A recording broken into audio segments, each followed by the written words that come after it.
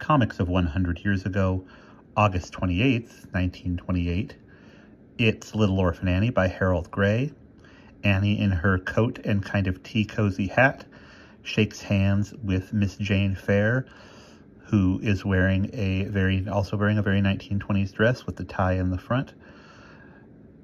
Annie says, "Gee whiskers, Miss Fair, I pretty nearly didn't get here just because you invited me to tea. Mrs. Warbucks is sore as a busted thumb." "I'm very glad you came, Annie," says Miss Fair. Now the two sit with a tea set between them. They're both in big chairs. Miss Fair says, "Why should Mrs. Warbucks be so put out?" And Annie says, "Oh, she said you were just kidding me about coming to see you, but I knew better. I was sure you meant it." "Of course I meant it, Annie." "I never say things I don't mean," says Miss Fair as she pours Annie some more tea. "But Mrs. Warbucks said you had so much family and I didn't have any."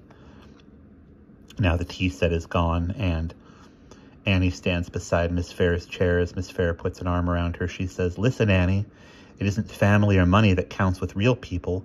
It's what you are yourself. If you're honest and try to make others happy, that's all that matters." "Gee, I seem to make most people mad. I wish I could be just like you," Annie says.